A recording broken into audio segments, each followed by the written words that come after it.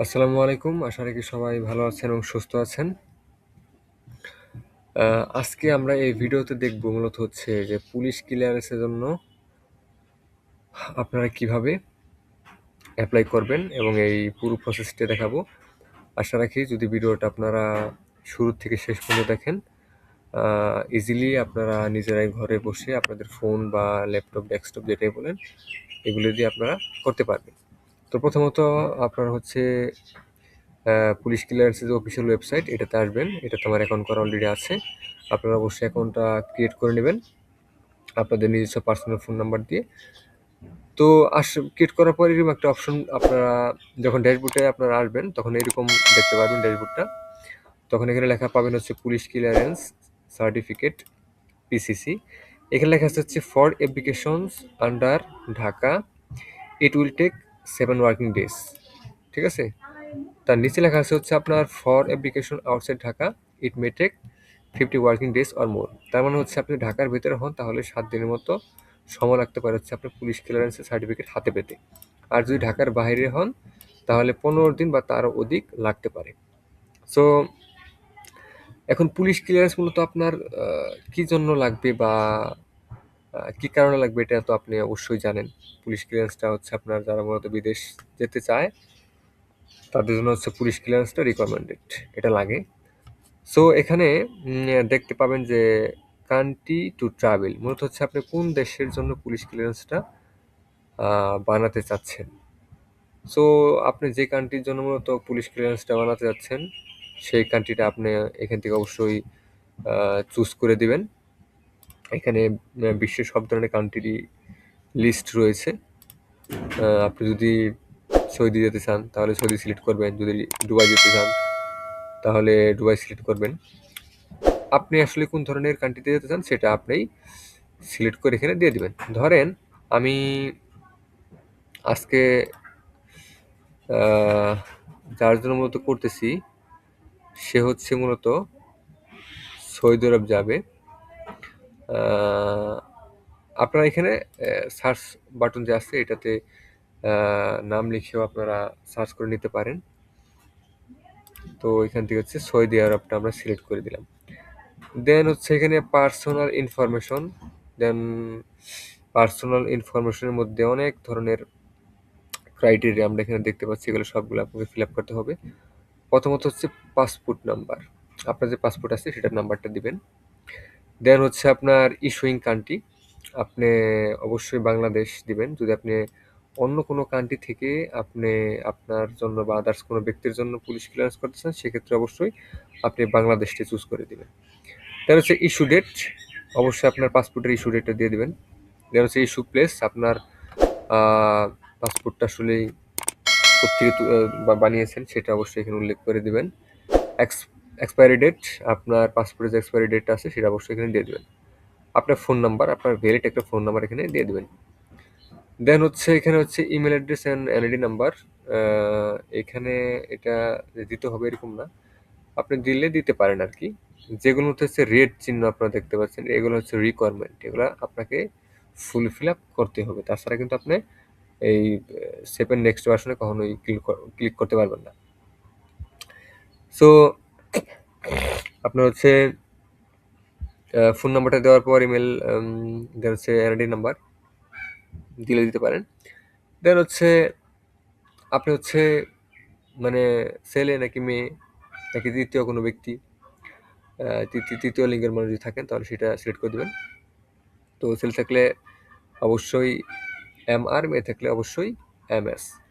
Full name আপনার পাসপোর্টের মধ্যে যেই রকমভাবে নামটা আছে ঠিক হুবহু ওইরকমভাবেই নামটা দিতে হবে। আরেকটা বিষয় বলে রাখি, পাসপোর্টের মধ্যে যেই রকম ধরনের অ্যাড্রেসটা আছে হুবহু কিন্তু ওই রকমভাবেই এখানে অ্যাড্রেসটা ফিল আপ করতে হবে। যদি একটু কোনো অক্ষর 19-20 হয় তাহলে কিন্তু আপনার পুলিশ ক্লিয়ারেন্সটা বাতিল, এটা কোনোভাবে অ্যাকসেপ্ট হবে না। অতএব বি কেয়ারফুল। আপনার নামটা দিবেন, বাবার নাম দিবেন, রিলেশন দিবেন। যদি আপনার বাবার নাম দিয়ে থাকেন তাহলে ফাদার সিলেক্ট করবেন। যদি আপনার হাজব্যান্ডের নাম দেন তাহলে অবশ্যই আপনি স্পাউস সিলেক্ট করে দেবেন। মাদার নেমটা দিয়ে দিবেন, ডেট অফ বার্থ। দেন হচ্ছে আপনার একটা ছবি দিতে হবে, খুব ভালো মানের একটা ছবি দিতে হবে। ছবির সাইজটা হচ্ছে আপনার পাসপোর্ট সাইজ ছবি, এবং এটার 150 কেবি অবশ্যই হইতে হবে। এটা কিন্তু 1 এমবি বা 2 এমবি হলে কিন্তু এখানে নট সাপোর্টেড, এখানে কিন্তু সাপোর্ট করবে না, এটা কিন্তু মাথায় রাখতে হবে। তো তারপর হচ্ছে আপনারা সবকিছুই ফিল আপ করবেন, আমি অলরেডি ফিল আপ করেছি। তো সবকিছু ফিল আপ করার পর দেন হচ্ছে এখান থেকে আপনারা দেখতে পাবেন হচ্ছে ইমার্জেন্সি কন্ট্যাক্ট অ্যাড্রেস, ঠিক আছে। পাসপোর্টে যে মধ্যে যে ধরনের অ্যাড্রেস থাকবে হুবহু কিন্তু ওই অ্যাড্রেসটাই দিতে হবে, অ্যাড্রেস ভুল করলে কিন্তু একবার সব শেষ।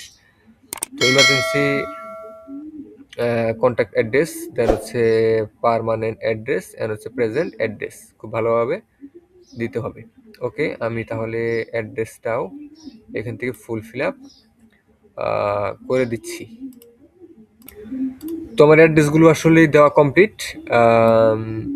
তারপর হচ্ছে এখানে আপনারা দেখতে পাবেন হচ্ছে ডেলিভারি টাইপস, এখান থেকে হচ্ছে বাই হ্যান্ড অবশ্যই দিয়ে দিবেন। অ্যান্ড হচ্ছে ডেলিভারি ফ্রম, মূলত হচ্ছে কার কাছ থেকে মূলত আপনি এই পুলিশ ক্লিয়ারেন্সটা পেতে চান। এখানে আছে এসপি অফিস, আছে থানা। তো আপনি চাইলে থানা থেকেও নিতে পারেন এবং কেস অফিস থেকেও নিতে পারেন, এটা আপনার অনুযায়ী মূলত এটা সিলেক্ট করে দেবেন। আমি এখান থেকে এসপি অফিসটা সিলেক্ট করে দিচ্ছি। সিলেক্ট করে দেওয়ার পর আমি হচ্ছে সেভ অ্যান্ড কন্টিনিউ অপশনে ক্লিক করে দেবো। আমি আগে বলি পার্সোনাল অ্যাড্রেস কিন্তু খুব সুন্দরভাবে দিবেন, ঠিক আছে।